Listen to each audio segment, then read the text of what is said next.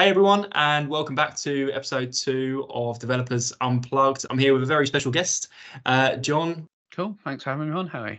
Yeah, brilliant. And we haven't really spoken before. I've followed you, and you've got such a huge presence on LinkedIn, especially in the sort of engineering community as well. I think I looked just before we went on the podcast. I think you have something like over 110,000 followers now on LinkedIn. Is that correct?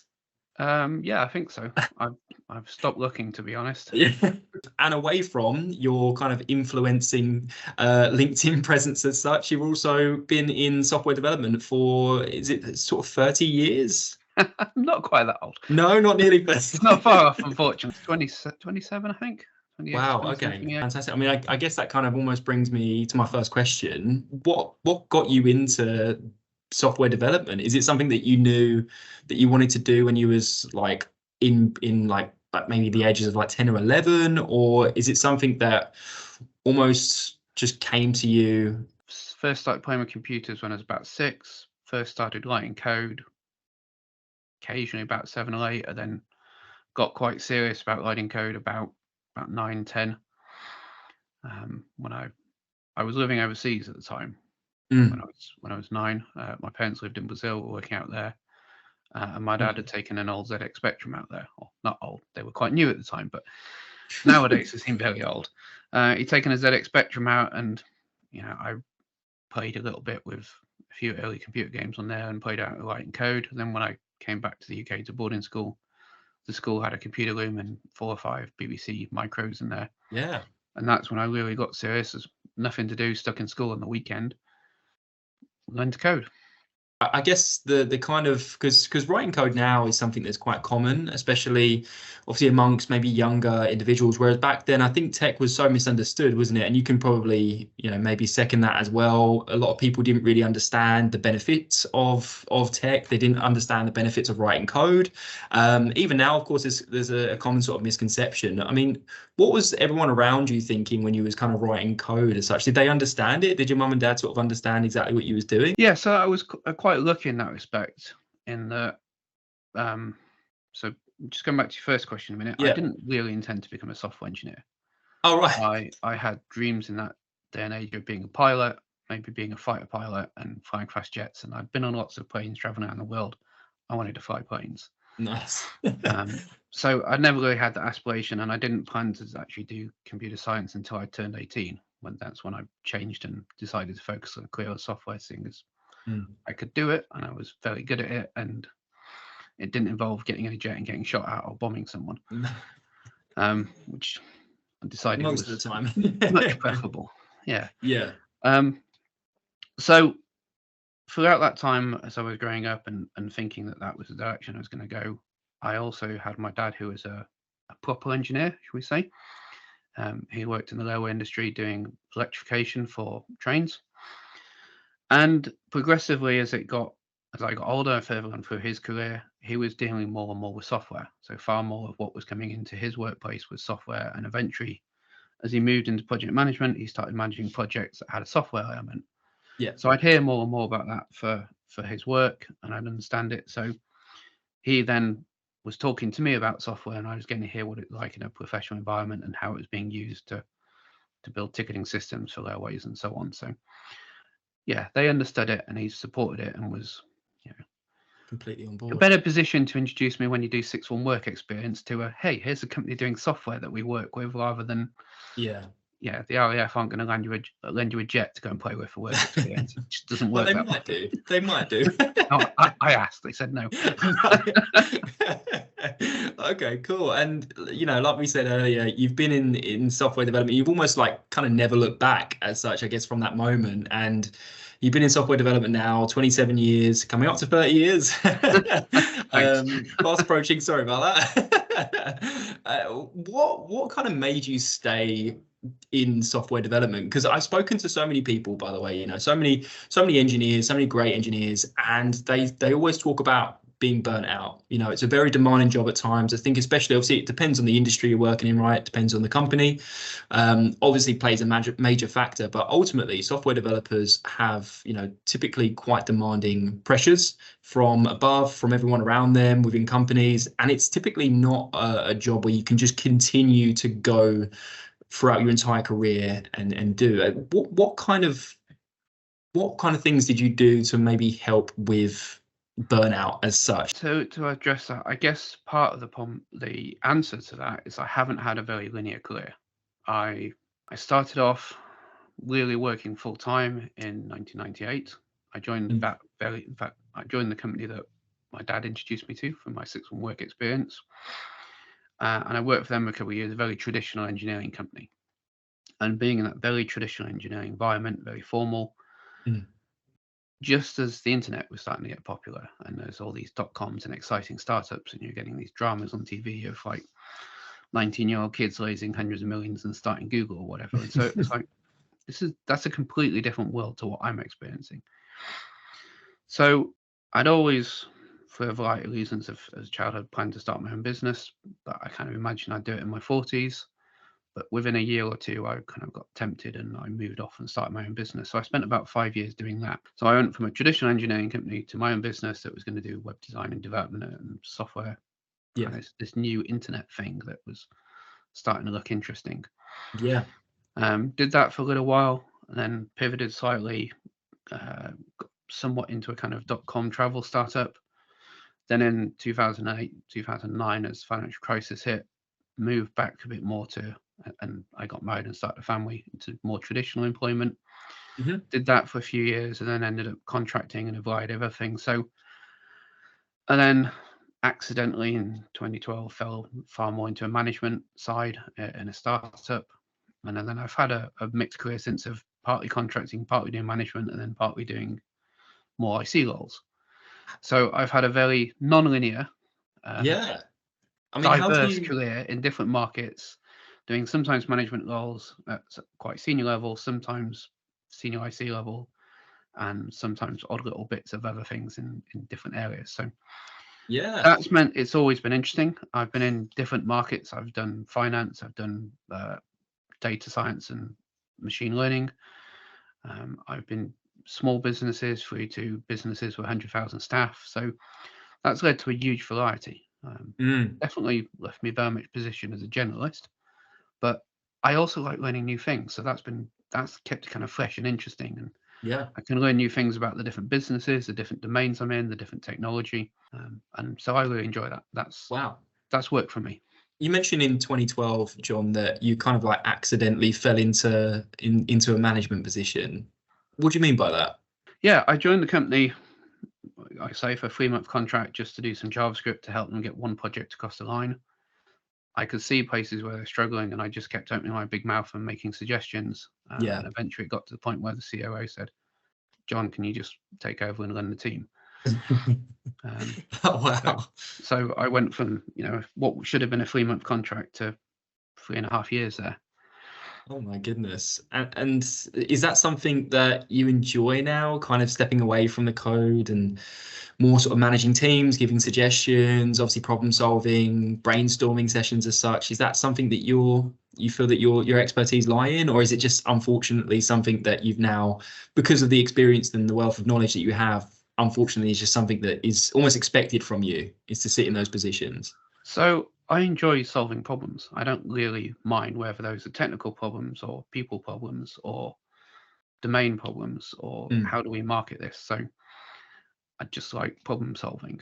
So as I said before, I started my own business actually in 2001. So I'd learned about building a business and doing marketing and building a team then and doing that. So coming back into it again in 2012, even if it was by accident, it's still something I'm familiar with. And I really enjoy, we had quite a junior team there, a small startup, VC-backed startup, but English UK VCs. So whereas Silicon Valley VCs talk about a Series A round of 30-40 million, ours was like 300,000 or 400,000. So a very different scale. So it meant that I could only really afford to hire junior developers. So I hired a lot of junior developers, and I really enjoyed bringing on junior developers and mentoring them, coaching them, and doing that. So no, it was something I really enjoy, and I very happily go back to that side. Is there something when you was hiring the junior developers, I assume because you mentioned that there was probably just not enough budget for senior developers, right? So that's why you kind of had to hire more junior developers. Was there any sort of thing is there anything in terms of like characteristics or personality traits that you looked for when you was looking for sort of ideal candidates? Because you can't really, with junior developers, obviously, you can't really go off of experience because more often than not, there's not much to go by. Yeah, they haven't got any. That's why they're relatively cheap and accessible for startups. So, we were getting people who straight out of university, this was going to be their first job or was their first job. But we found some great people, and some of the best hires I've made have been people that are straight out of university or maybe got 6 months, a year of experience that they've picked up somehow. And they were just smart people that would get things done. They were all probably smarter than me. They were all keen, they were all enthusiastic, and it was really a case of we got them into interview, we talked to them, and their enthusiasm, their knowledge, their passion of what they were doing normally meant they'd gone beyond their university course, and maybe they had something interesting to talk about that was beyond that. And you had a conversation with them in the interview, and we couldn't quiz them on tell us about a project you built or something. It's more talking to them about their interests and what they'd done.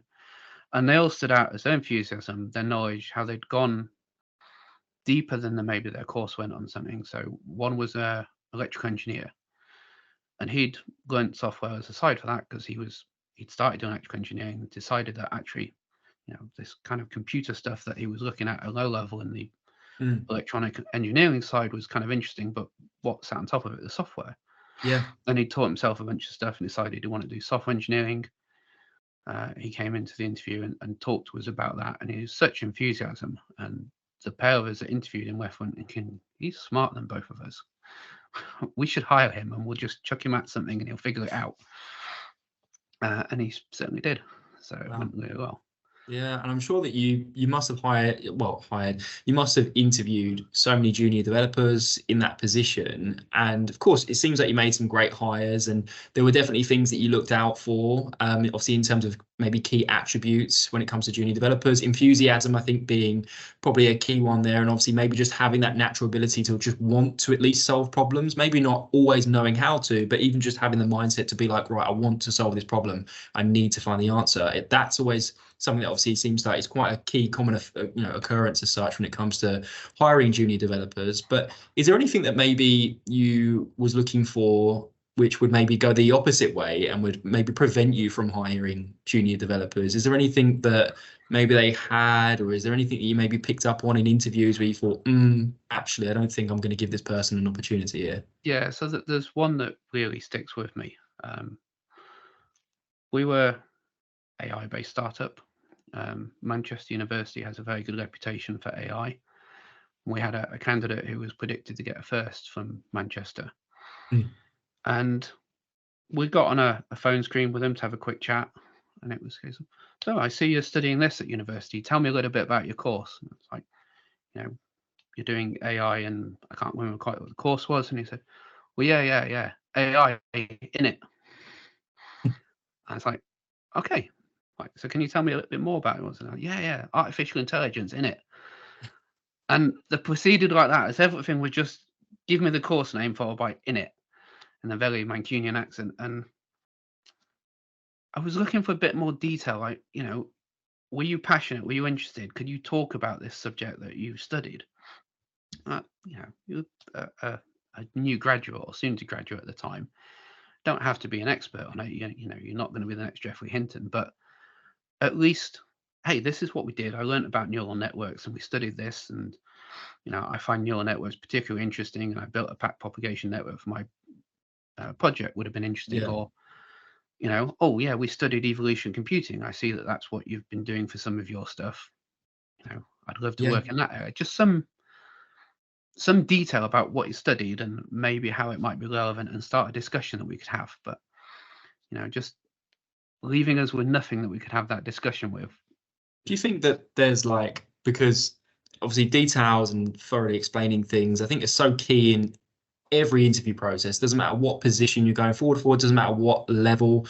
the interviewer is always going to want to know exactly, they're always going to want to know details, especially details relevant, and answering questions in depth, and always giving, like I say, a lot of information basically. But I think one thing that's quite tough, especially for developers and engineers, is, especially, super talented developers or engineers, is the majority potentially can be quite introverted and almost not know how to conduct an interview, or almost not know how to maybe present themselves in the best light in an interview. Is that something that you've seen before as well, in terms of, like, there's clearly a developer there that can do a great job, clearly writes fantastic code, but is just not able to present himself in the best light? Maybe that's because of nerves in an interview, like I say, maybe that's that kind of natural introverted way. Do you have the ability to basically see through that sometimes? I can't say that I have a good way of dealing with that in an interview.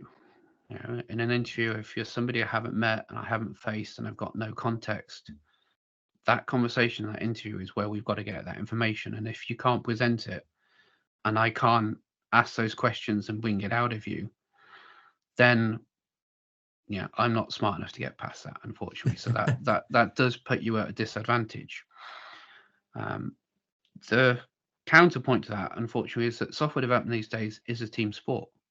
You have to be able to have that conversation. You have to be able to get across your ideas. You have to be able to communicate effectively. So if you struggle to do that, that's something you've got to work on far more than your technical skills.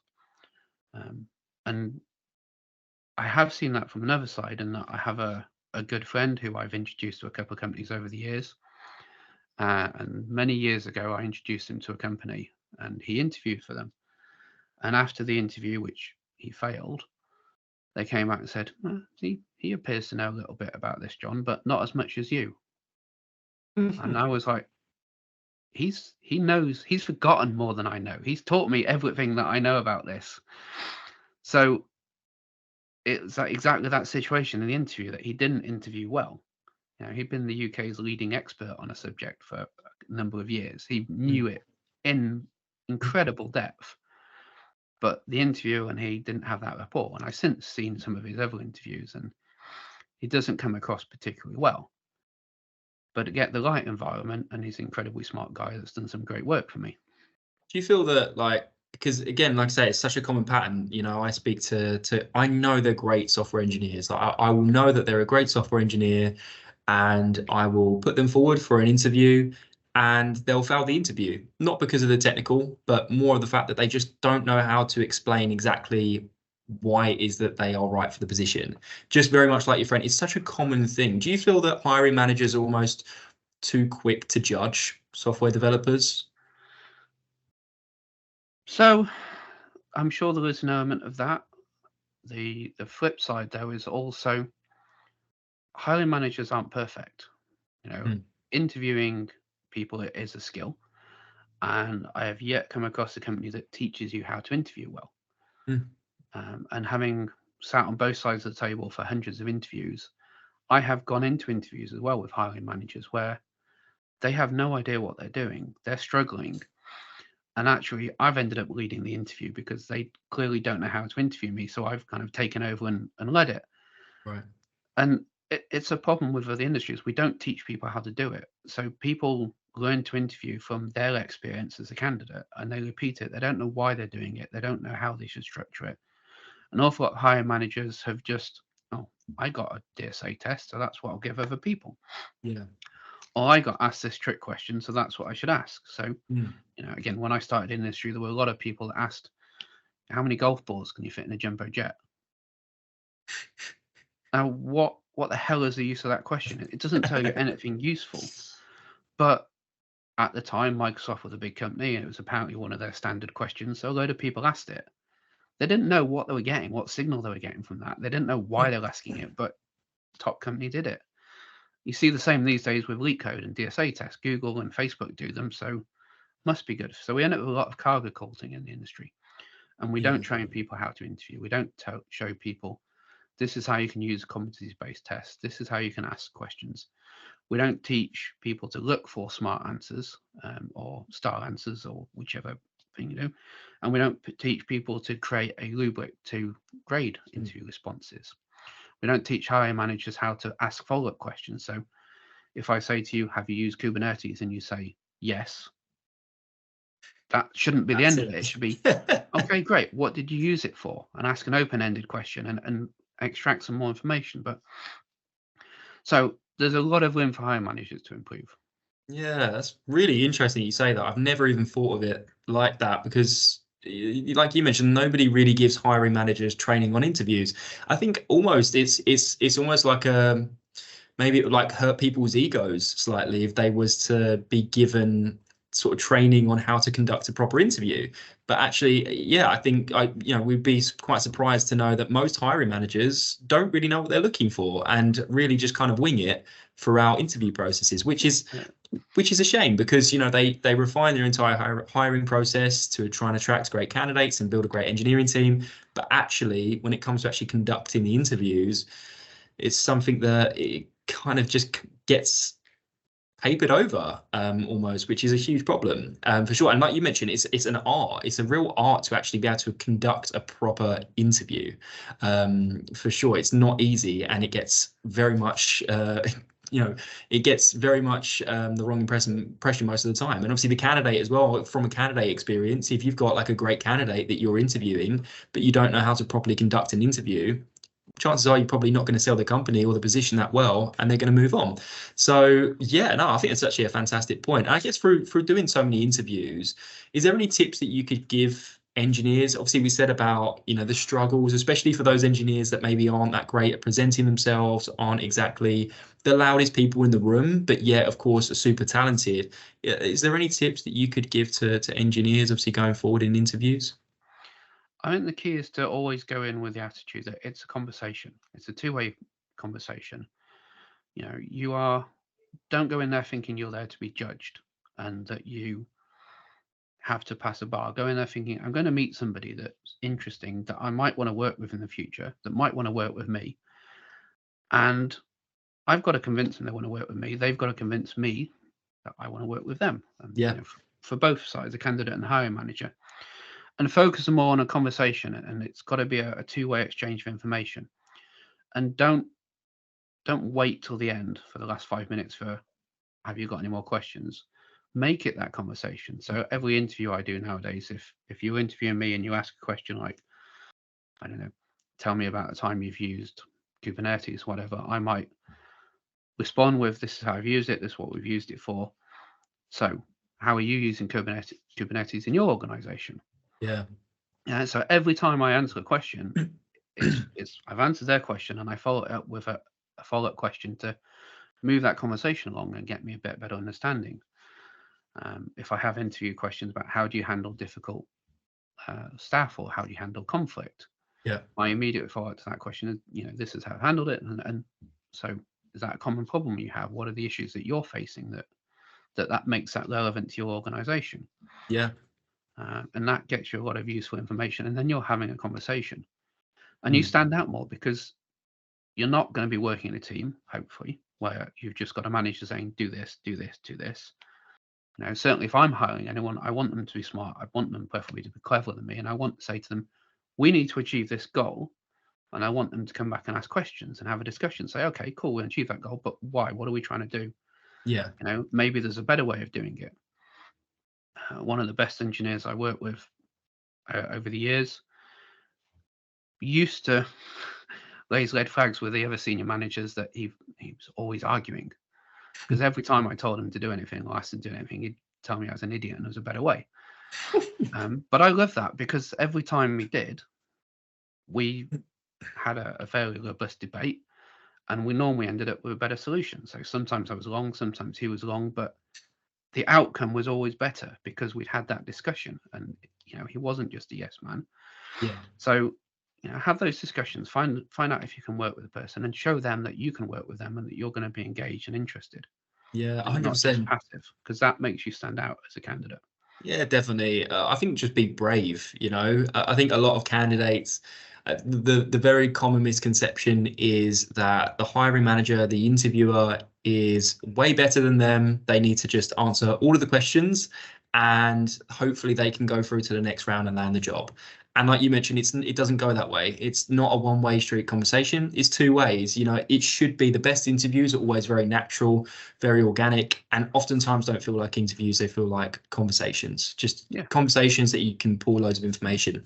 And don't be afraid. I think just don't be afraid to challenge the interviewer, because oftentimes it's actually something that's quite impressive. And many interviewers don't face challenges from candidates. Obviously, make it beneficial. Yeah, it's got to be respectful and polite and civil. And Definitely. But yeah, ask questions back to them, return the questions, almost like tennis, constantly playing tennis. It should be a conversation amongst peers. Now, sure, it might be if you're hired, one who will be senior, but you're still peers. You're still on the same level. You're still both smart people. You're still going to be working together, and you've got to, you want to be cordial. You want to work with people you're going to get on with. Yeah, absolutely. And I guess in terms of yourself, obviously you've worked at so many different organizations from all different backgrounds and industries, from huge companies like Sky, I see as well, which is just incredible, and also maybe startups like what you mentioned back in sort of 2012. You've got such a wealth of experience. Is there anything that you look for, or any sort of advice that you could give to engineers that are maybe looking for a new opportunity, looking for a new position, when it comes to maybe looking for like kind of red flags as such? Because of course there's quite a lot of companies out there that maybe don't treat their engineering staff too well. Maybe they have like a poor work-life balance. Is there anything specifically that you look for, or any sort of ritual that you do, obviously, when considering like your next employment as such? I think the red flags for me have always been how the interview goes, because no company really lives up to its corporate values. Those are kind of nice, fluffy things you put on the website that just may or may not be true. Probably most companies don't live up to in any way, shape, or form. But also, no company is amorphous. They're not all the same, even within different departments or different offices. And I've worked for a company that was a great experience. Then your manager changed, and it was like being in a completely different role. So the red flags for always be, if I haven't met the people that I'm going to work with, that's now something I wouldn't touch. So make your red flag. Are you interviewing with the people you're going to work with? Would you be happy sat in a room with them for 8 hours a day? Are you going to enjoy spending time with these people? Because you will spend a lot of time with them. Potentially more time than you spend with your partner. So that's the thing I focus on now. Yeah, definitely. And I think that's great as well, because a lot of the times in interviews, the people that are conducting the interviews, people that you wouldn't even work with, like people that aren't going to be part of your team, aren't going to be speaking with you every day. They could be, people from completely different departments. And I always say that that's quite a big red flag, is when you're actually not even meeting your colleagues, your co-workers that you're actually going to be working on projects with. And I always say to people that are going forward at, to interviews at companies, feel free to reach out to the engineers, because hiring managers are always going to say, yeah, our company's great, the culture is fantastic, but who better to reach out to than the people who are actually working in the team, in the engineering team? Ask them how they feel, because that's when the real truth will come out. Maybe drop them a message. And don't be afraid when you get to offer to ask to meet them again. And I've done that a few times, gone back and said, thanks for the offer, I've got a few more questions, can I meet up with a couple of people on the team? Yeah, definitely. I think it goes back to what we were saying about, how the best interview kind of goes is just be brave. This is your career. You mentioned it as well. These are people that you'll be seeing more than your partner, than your family, typically spending 8, 9, 10 hours per day on a regular basis with. You need to make sure that you're actually going to like being in the same room as them. Yeah. So yeah, definitely. But look, John, that was all of the questions obviously that I have for yourself, and thank you so much for being part of the second episode of the podcast. Like I say, it's such a pleasure having you on as a guest, and it's been such a great conversation. I guess I don't know if you want to speak about what it is that you're currently doing right now. I know that you're looking to improve the sort of performance of over 1 million software developers at the moment. Is that correct? If I read on your LinkedIn? You have, correct. I started a newsletter, as we discussed earlier, called Coding Challenges. You'll find it on codingchallenges.fyi, is the website.